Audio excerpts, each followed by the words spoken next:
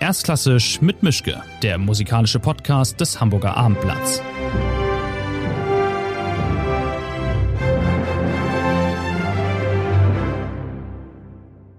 Schönen guten Tag zu einer neuen Folge von Erstklassisch mit Mischke.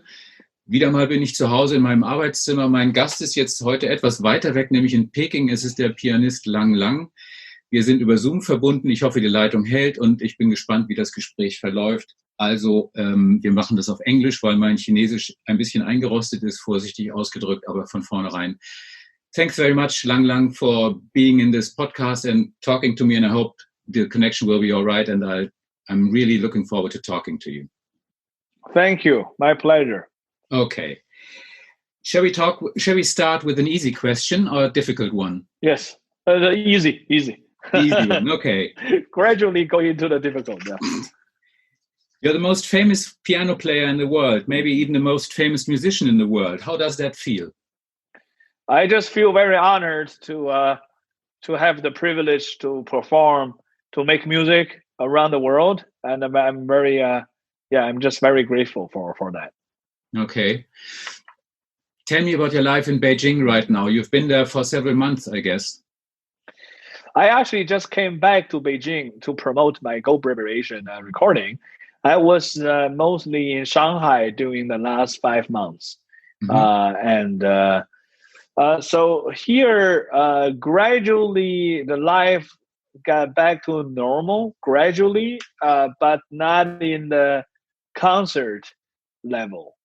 So the concert level is still kind of like 30%, 40% of the hall, allowed for the audience because of the COVID-19. So for musicians, we are not coming back yet. But for the society, is better than 5 months ago. How long was your break? When was your last actual concert, and when is your next actual concert going to be? We are planning something in December in Beijing, and I hope that will be okay that time to perform. My last concert in the West is in March, so I postponed all my overseas international performance this year. Yeah. Okay, what do you miss the most? Your audience, their reaction, or the thrill of being on stage? I miss everything. I miss traveling. I miss my audience, and more importantly, I also miss stage. It's just I think it's nothing can compare to being on the stage. That's the best part of our career, is being on stage. Okay. With audience though. With audience. Not not an empty stage. Yeah, like a stage with a full capacity of audience. Not as like much people as possible. 30%, yeah. That's a different. It's very, very different. Okay. Let's talk about Bach. Just to start, I respect this recording a lot. I don't understand all of it, but I hope that you can explain some of it at least to me. But let's start with the question, when did you actually and finally start thinking about actually doing this recording? Because you've been playing and practicing this piece for decades now, but what was the point to say, okay, now I'm going to record it. I've practiced long enough. That was last year. I always planned to do this recording, but I always gave myself a backup. Like, if this year doesn't work, I try next year. Mm-hmm. If next year doesn't work, I try a year later. So I always delaying my Goldbergvariation project. So finally, after I was taking time with Andreas Steyer, the great tremolo player and a wonderful pianist with the Barock style, and I realized it's time for me to do it. I feel more confident to do it. I see. I found a quote from Hanancourt, a conductor who has been very important and influential for you. And he said that you played Bach with no imagination. At least I read about this. And how shocking was it to be told that you miss such a thing when you are actually Lang Lang? No, I was when I was when I played for him, it was 2007. It was long time ago, 13 years ago. Mm-hmm. And I was I was very nervous because this is the great Maestro Harnoncourt, especially on this type of repertoire, Baroque music, early classics. I mean, he's the most he's considered to be the most respectful musician on this. And so when I was playing the Bach Goldberg on his harpsichord at home, I played very properly. I played very evenly, very, very kind of a proper, I thought maybe he will probably like a little bit more because that's what I feel about Bach. Mm-hmm. But he said, no, you cannot do this in Bach's music. You have to play with all your imaginations, with all your heart, with all your emotions. And I was like, what? Is that a Bach? In my mind, I thought Bach need to be more in the frame of something and to be, to play the kind of not too much dynamic, not too much emotional, and not so much, with different colors. I thought it need to be perfectly balanced. Yeah, but he told me that I have to learn Baroque music, and he said I have to learn from a real, people who understand Baroque music, and to get connected from the tremolo, the Baroque organ, and to the piano, the modern piano. And so that's why my journey begins with researching the real way of playing Bach's music instead of just some in my imaginations of Bach. But the tricky part is there is no real way to play Bach. There's not just one way to do it right, at least, and especially not in Goldberg Variations, a piece which has so many loopholes to fall in and so many problems to offer. Yeah, I mean, then I realized I have to learn the ornamentation first. There's the French ornamentation and the Italian ornamentation. And also I realized in the Bach's music, we have to stay in one mood or one sound, at least for 8 bars. Because in the tremolo, in the back in the time, you cannot change the colors easily. You have to stay, playing quite evenly in the similar level of sound until you pull a button to switch the sound, to make it bigger, make smaller, make it stronger or thicker, So I learned this way. I think this is very useful for the piano playing. So we're not switching gears all the time within 1 or 2 bars. Mm-hmm. What was it like to be actually a pupil again? Yeah. I mean, you're 38 now. You're way out of the pupil age, and then you went back to school, sort of, and you started being told what to do and what not to do. Yeah. Was that fun or hard? I loved it. Okay. I loved it because I need it. I really need it because this is something that I always wanted to know. The first time when I met Steyer, I asked him 10 questions. I was asking, how much pedal should I play? And then, how legato I can go in Bach's music, and how fast I can play Bach's, 16th or 32nd note. Mm-hmm. And how, how deep my hands can be, pushing the pressure. So I was giving all those questions I always have in my mind, but people telling me different things. And I really need to know from someone who knows the tremolo very well, and also someone who knows the piano very well. Mm. So he gave me a fantastic answers. And also he told me that as a romantic player, I often try to be very dramatic.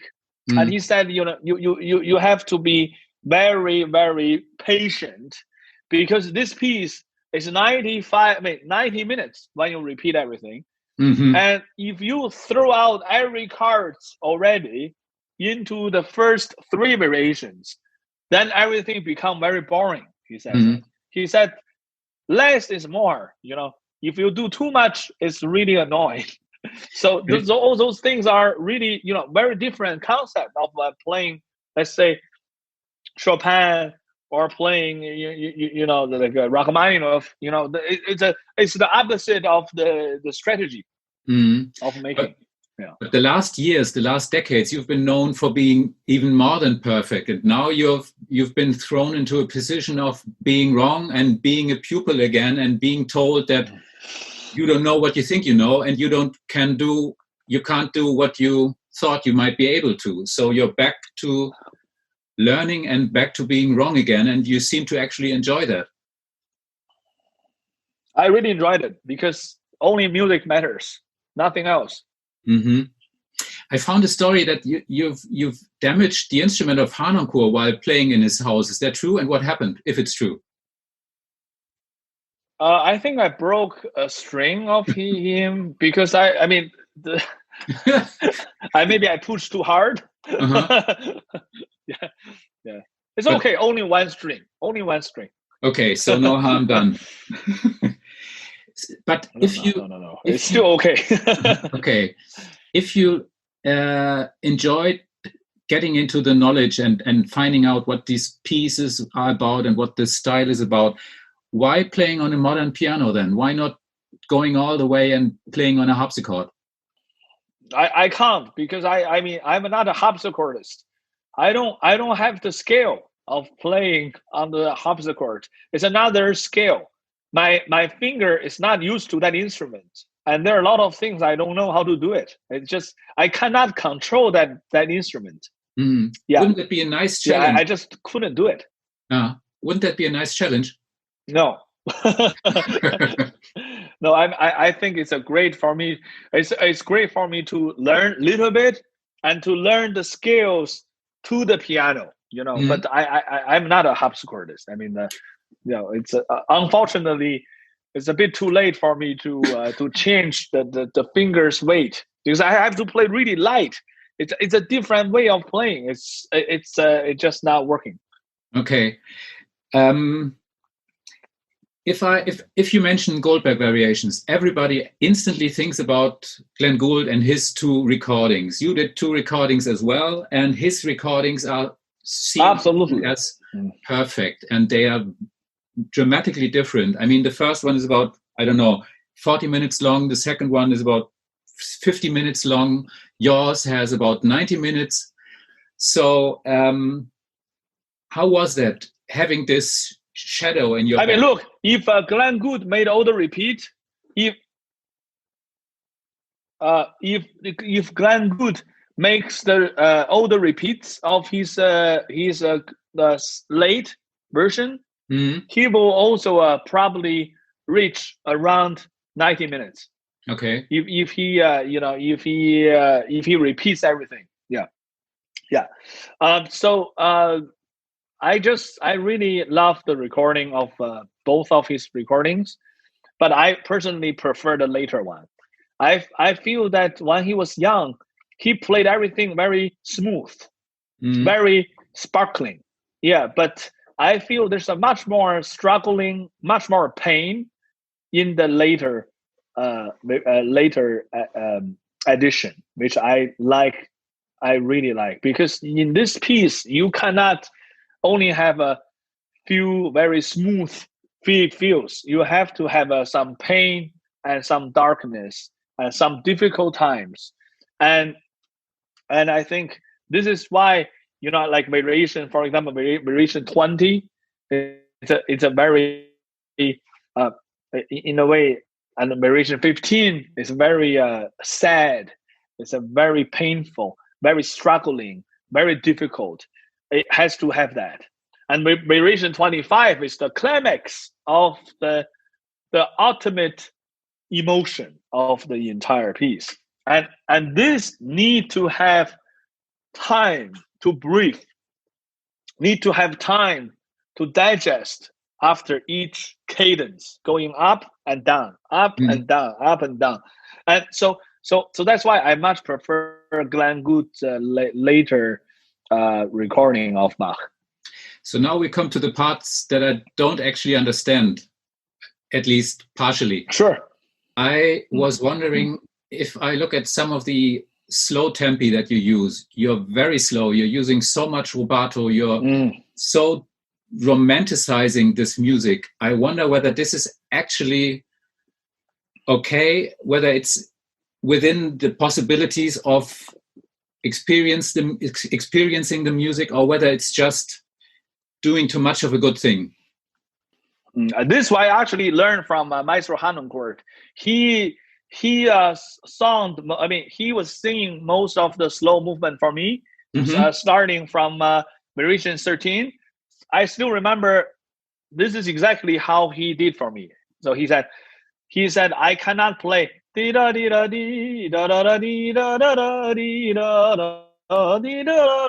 what how I played for him.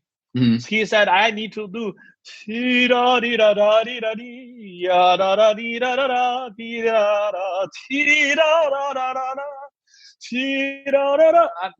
actually, and I did ask him, I said, is that possible in the Baroque music of interpretation? He said, absolutely. So that's why, he really gave me the confidence to do those kind of things. And this is really, I got a lot of influence by him from the slower tempo change and then the rubatos. Yeah. Can you be too young to play Goldberg variations? Is it a piece that should be reserved? 38 is okay. Now it's okay now. I think if I'm 20, look, Glenn Gould made it when he was 26. Yeah, so but I'm already 11 years behind. Yeah, but the other one was decades later. So, no worries. I will do it again. In age of 70, I will do it again. Tell me what it was like when you did these two recordings. They were pretty close together temporarily. So the first one was was the studio. No, the first one was Leipzig, and the second one was the studio recording. Leipzig, yeah. And there's been just a few days in between, but the atmosphere of doing it. But in this, yes, in this 11, in this 12 days apart, I tried so much new ideas. So in a way, the studio recording is quite different, because in this 12 days, I reshaped a lot of things. So I actually made it a lot of new kind of changes in the 12 days, because I know how I did in the Leipzig, which I like it, but I also wanted to do more difference, more contrast, to make more characterized between the 30 different variations, particularly, kind of in comparison to the 9 canons. And I try to make a slightly different arch through the 9 different canons. So the color of the recordings and the Leipzig live, you actually, I don't know what you feel, but I feel it's quite different. There are a lot of places are quite different-minded interpretations. Yeah. Did you enjoy not being forced to take into consideration that you're playing in a big church? I mean, doing this in a studio is a complete different acoustic situation. So I guess it might have been easier to record it in a studio, because on the one hand, you could repeat things that weren't working out in the first place, but on the other hand, you absolutely didn't have to take, you didn't have this big reverb that you have in a church. Yes. Yeah, we didn't, in the beginning, we didn't plan to release the Leipzig as a CD. We thought it was good for documentary. So as you see, we only had 3 cameras. If we knew it, we will have 6 cameras to record the whole thing. So it was only for documentary. But somehow that day was so special. I feel there's a very, very spontaneous interpretations. And also I really like a lot of the connections between each variations. It felt very organic, very original, kind of a play with the acoustics of the sound of the church.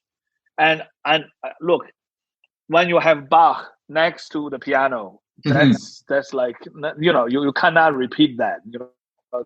This is just, you don't have that everywhere else. Yeah, but I mean, it must have felt weird being in this place, playing this music, being meters away from Bach in person, sort of. I feel not weird. I feel extremely honored. Extremely honored. I even cried in the end of the concert. It's just too much for me. It's so overwhelming. I never even in my dream to think that I will make a concert to play Goldberg variation at Bach's church. I would never even thought about it. Is this the beginning of a new chapter of your artistic career? Because of the last recording you did, the piano album was something completely different. And now maybe this is the grown-up Lang Lang, so to speak. I'm sorry, because you're 38, you're actually grown, but I was thinking maybe this is the start of something new, because you're serious now with what you're doing. You're more serious and different. I mean, look, I was always serious, even before. The piano book it's a project for young students. It was not really, for me, I wanted to have an album which many students can learn, because there are so many piano students, and when they play some of those smaller pieces, they play it in a very standard way, which is kind of boring. You know what I mean? So I'm listening all the time, those kids playing the same piece without any dynamics.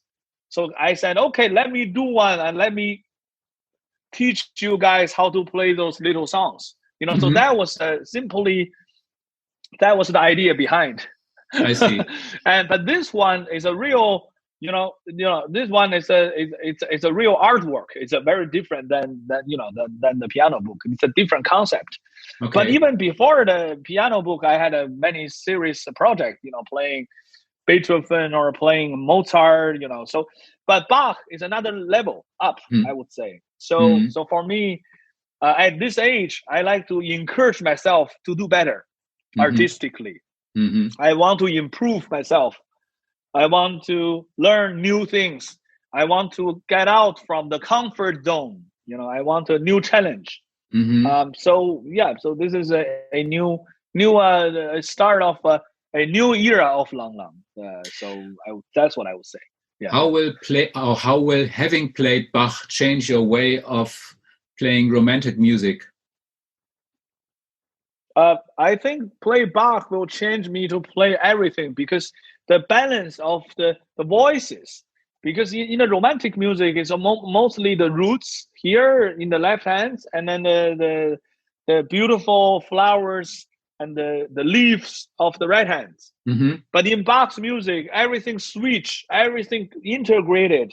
The trees can be the flower, the flowers can be the sticks of the trees. So it's always integrating, and each voice has their own time to shine. And so I'm sure, later I will probably bring more middle voice and the bass when I'm doing romantic music. The concepts are kind of changing a little bit. Aren't you afraid of maybe losing some of your self-confidence after starting such a project, such a challenging new piece, and such a big challenge to take on, like Goldberg Variations? Or is it just, in the end, another complicated piece of music to learn, to play, and to perform? I was quite nervous about the whole process of bringing Goldberg Variations into the concert world. But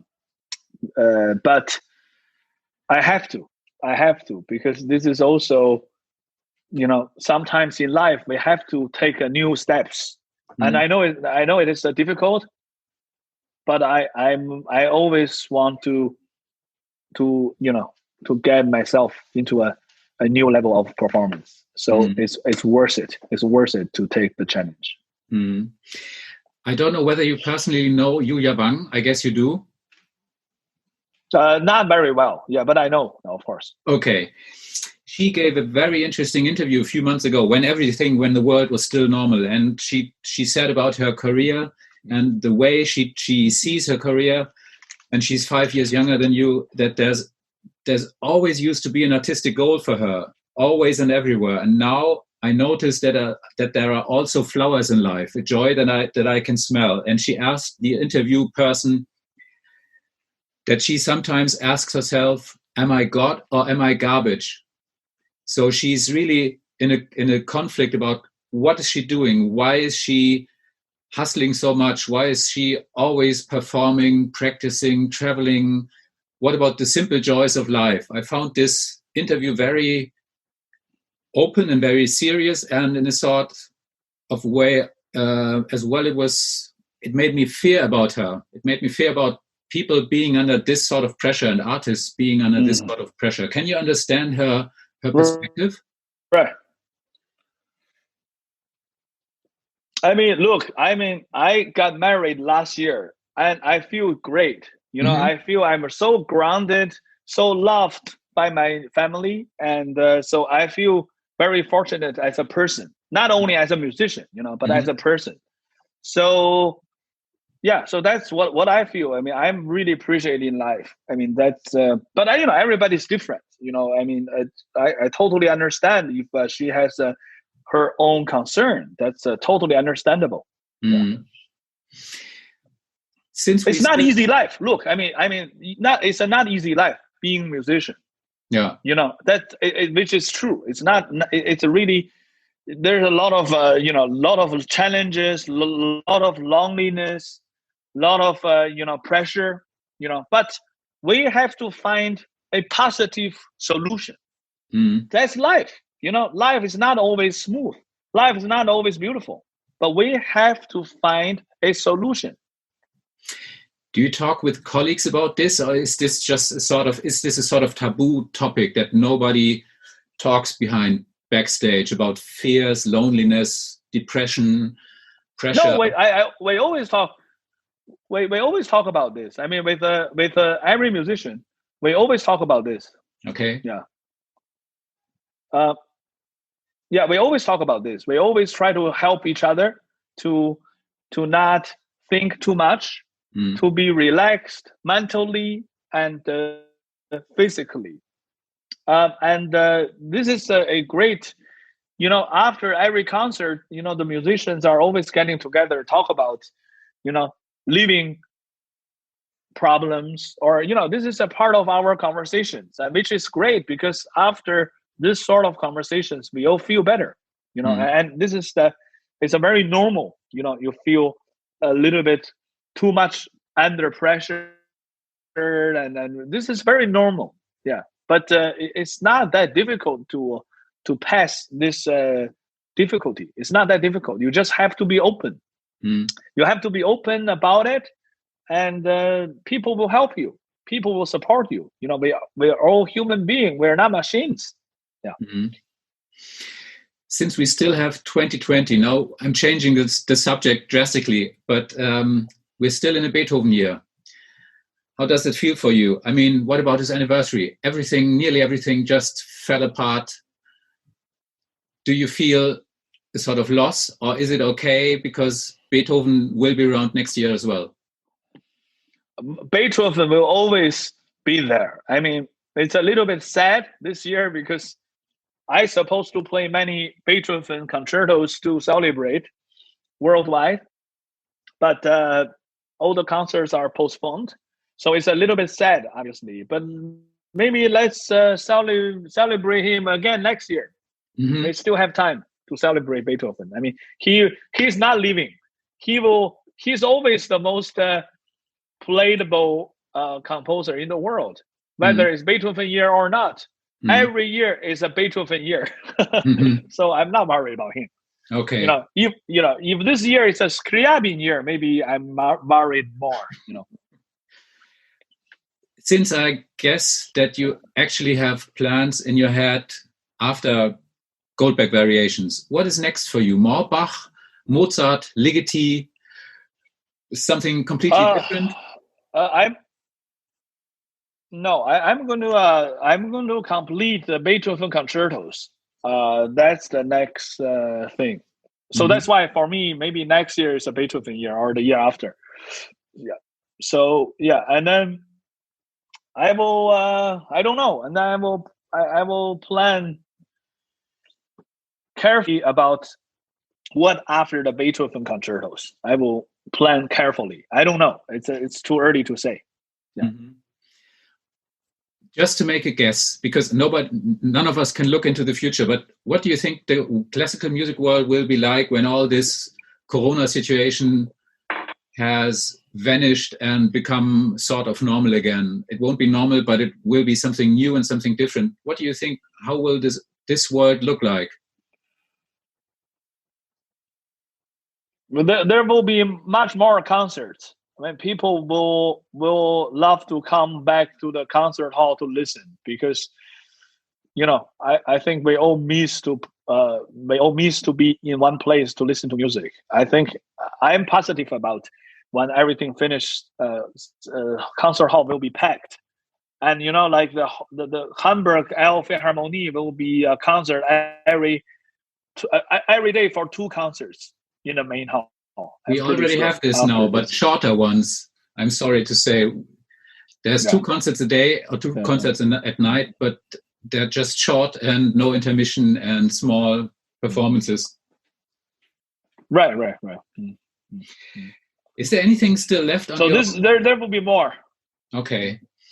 Is there anything still left on your personal bucket list, something that you really, really want to get in touch with now that you've managed to get hold of Goldberg Variations? Are there maybe Diabelli or any other thing that you really want to do, or something like Ive sonatas or Scriabin maybe? Is there anything left for you that you're saying I'm too young? I'm thinking about maybe to do a Chopin Marzouka album.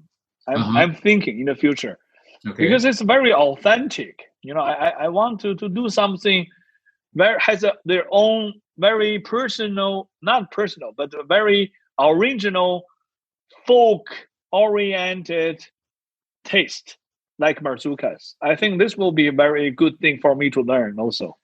Mm-hmm. How does your calendar look now? I mean, before all this started, you were planned away for 2 or 3 years, I guess. How far is how empty is your calendar now, or is it already filling up? I'm already moved everything from this year to next year. So next year, if everything comes back, I will be very, very busy. Okay. Will we see each other in November then? Because I'm this year's calendar into the next year. Yeah. Will we see each other? No, in November. No, unfortunately, no. We are moving. We are moving. We are planning. We are planning to not doing any overseas traveling this year. Also, I want to be, stay. I want to be with my families. But we will move everything to next season. We are now in the planning of moving November to next season. I see. Okay. If you had a wish, if you just had the chance that tomorrow you're going to play, you're supposed and you're able again to play a concert with a full hall, just like before, just like normal, what would be the piece that you would love most to play again as the first piece after being stopped for months? Obviously, Goldberg Variation. That's the easy answer. That's the only choice. No other choice. Okay. So the last question then, that's the really tricky one. Is it really true that you love sauerkraut? I love sauerkraut from inside out, because my home region in China is very famous for sauerkraut, and I eat it during the winter every day sauerkraut. Every day. I'm not joking. Every day. Yeah. So I know what to bring when I still remember my first time tasting the German sauerkraut. Yeah. No. A slightly different taste. The German ones are a little more sweeter. Yeah. A little bit more sweeter. Yeah. Okay. Yeah. So there's life apart from music in you. There's other things you're interested in, although it's just sauerkraut. Yeah.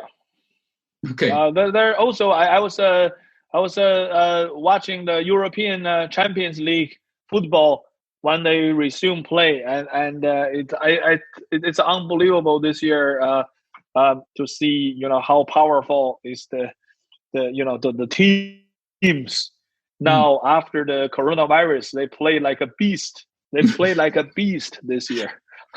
I'm so sorry. I have no clue about football. I can't talk about anything related to football. We have to stop. Yeah. I don't know. It's the first thing about football.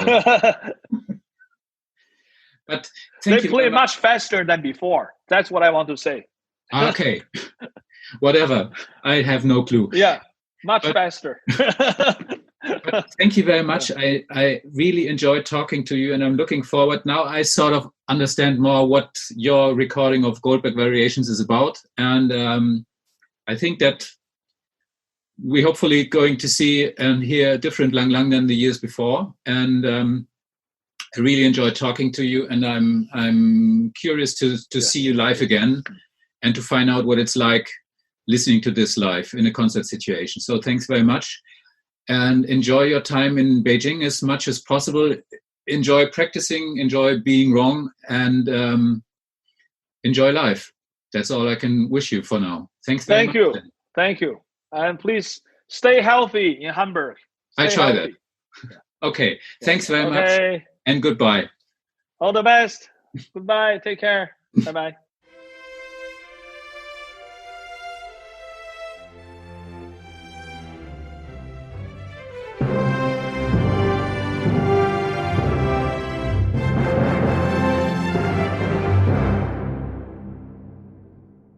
Weitere Podcasts vom Hamburger Abendblatt finden Sie auf abendblatt.de/podcast.